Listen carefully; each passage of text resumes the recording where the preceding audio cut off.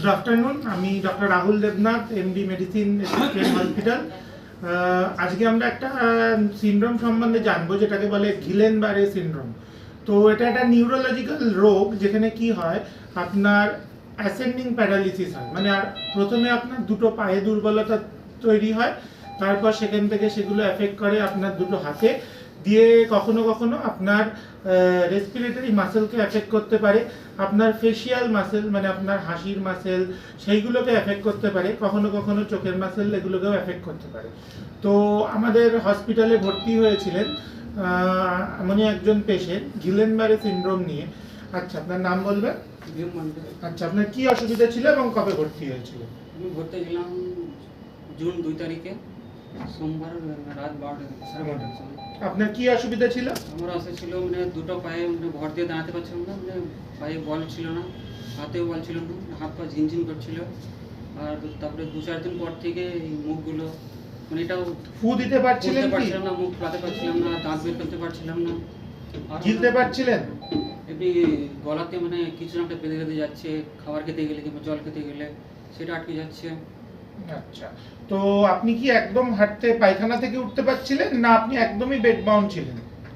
Bed বাউন্ডে ছিলাম, মানে যখন এখানে আসি মানে পায়ে ভর দিয়ে দাঁড়াতে পারছিলাম না, মানে দুজনকে কাঁধে মানে ভর দিয়ে দাঁড়াতে হচ্ছিল, মানে সব কিছু করতে হচ্ছিল।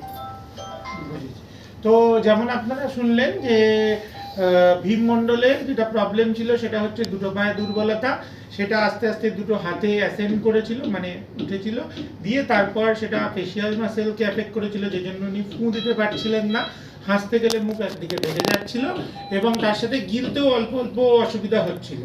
তো এই ক্ষেত্রে কিন্তু সবচেয়ে সিরিয়াস সাইড এফেক্টটা কিন্তু ওনার হয়নি, কারণ আমরা সাথে সাথে আইভিআইজি বলে একটি ওষুধ যেটা দেওয়া হয়, সেটা প্রচণ্ড দামি ওষুধ এবং 5 দিনের ডোজে সেটা দেওয়া হয়।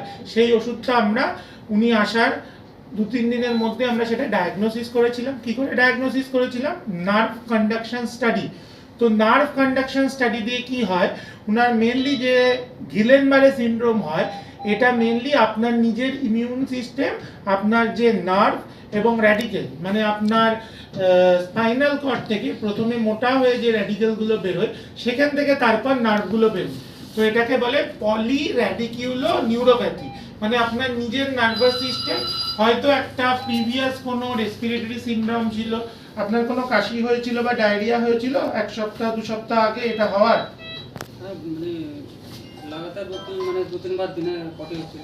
বুঝেছি, এইটা মানে ওনার একটা সিনড্রোম ছিল, যেটা হচ্ছে ওনার গ্যাস্ট্রাইটিস সিনড্রোম টাইপের ছিল বা অ্যাকিউট গ্যাস্ট্রেন্টাইটিস ছিল। সেখানে যে ব্যাকটেরিয়াল একটা ইনফেকশন হয়, সেটার এগেনস্টে বডি ডিফেন্স করতে গিয়ে বডি অনগোল করে বসে, তার মানে বডি নিজের এগেনস্টে ইমিউনিটি তৈরি করে, যার জন্য সেগুলো এসে কিন্তু নার্ভকে এফেক্ট করে। তো নার্ভকে এফেক্ট করার ফলে কিন্তু ওনার দুটো পায়ে দুর্বলতা তৈরি হয়, সেই নার্ভকে এফেক্ট করার ফলে রেডিকেলকে এফেক্ট করার ফলে দুটো হাতে দুর্বলতা হয় এবং গিলতে অসুবিধা হয়।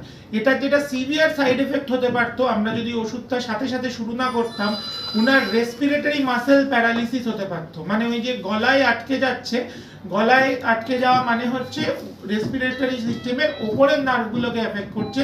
আমরা যেহেতু সাথে সাথে ওষুধ দিয়ে দিয়েছি, উনি ভেন্টিলেটর বাউন্ড হননি বা ওনার শ্বাসে প্রবলেম বা গিলতে অসুবিধা সেগুলো কিন্তু ডেভেলপ করেনি।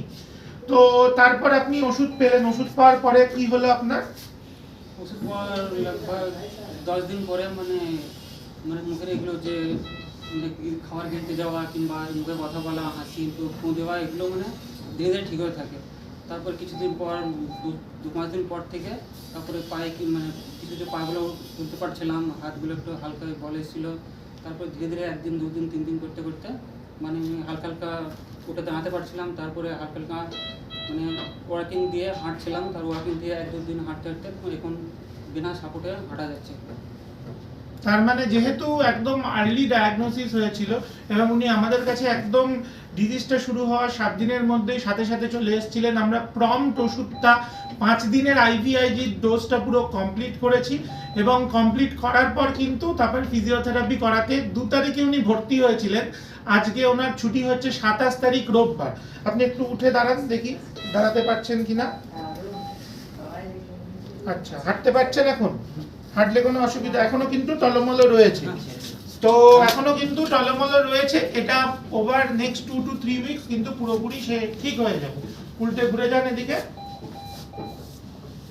তো এই যে হাঁটাটা, এই হাঁটাটা কিন্তু এখনো পুরোপুরি আগের লেভেলে আসেনি, সেটা কিন্তু চলে আসবে। কারণ জিবি সিনড্রোম মোটামুটি 4 সপ্তাহ অবধি একটা পিক রিচ করে, দিয়ে তারপর কিন্তু আস্তে আস্তে ঠিক হয়ে যাওয়ার দিকে থাকে। তো আমাদের এখানে আমরা গ্যালাক্সি হসপিটালে এটা পুরোপুরি চিকিৎসা করেছি। আমাদের এখানে ডেডিকেটেড নিউরো সেট আপ রয়েছে। আমরা আর্লি স্ট্রোক ম্যানেজমেন্ট বা যে কোনো ক্ষেত্রে ধরুন জিবি সিনড্রোম ম্যানেজমেন্ট, এবং ধরুন এই ক্ষেত্রে আরও কী ভাবতে হতো, যেহেতু পা দুর্বলতা ছিল, পটাশিয়াম কমে গেলেও এরকম দুর্বলতা হতে পারে। অনেক সময় এটা ইছাপুরের আশেপাশে, ইছাপুরে অনেক স্নেক বাইট হতে পারে, স্নেক বাইট এরকমভাবে প্রেজেন্ট করতে পারে। তো যখনই কোনো দুর্বলতা আপনি ভোগ করছেন, ধরুন দুটো পায়ে দুর্বলতা বা একটা সাইডে দুর্বলতা, আপনি প্রম্পটলি আমাদের হসপিটাল, আমাদের এখানে বিশ্বমানের ট্রিটমেন্ট পাবেন, এবং সেইভাবে আমরা প্রচণ্ড কেয়ারের সাথে সব কিছু ঠিক করে সেইভাবেই আমরা এগোবো। তো এইভাবেই আমরা এখানে ভীম মণ্ডল, উনি গিলেনবারে সিনড্রোমের একজন পেশেন্ট, আমরা নার্ভ কন্ডাকশন স্টাডি করেছিলাম, সেখান থেকে ডায়াগনোসিস পেয়েছি। পিঠের জলে সিএসএফ রিপোর্ট করেছিলাম, সেরিব্রোস্পাইনাল রিপোর্ট ফ্লুইড, সেখানে অ্যালবুমিনোসাইটোলজিক্যাল ডিসোসিয়েশন পেয়েছি। এবং আরেকটা এটাতে যেটা মিমিক করতে পারে সেটা হচ্ছে দুটো ডিজিজ বললাম, যেটা হলো নার্ভের ডিজিজ, আর একটা স্পাইনাল কর্ডের ডিজিজ হতে পারে, যেটাকে অ্যাকিউট ট্রান্সভার্স মায়োলাইটিস বলে। ঠিক এভাবেই প্রেজেন্ট করতে পারে, কিন্তু সেই ক্ষেত্রে প্রেজেন্টেশনটা, ডায়াগনোসিসটা শিওর করা যায় এমআরআই স্পাইন দিয়ে। তো আমরা তাড়াতাড়ি করে এমআরআই স্পাইনও করিয়েছিলাম।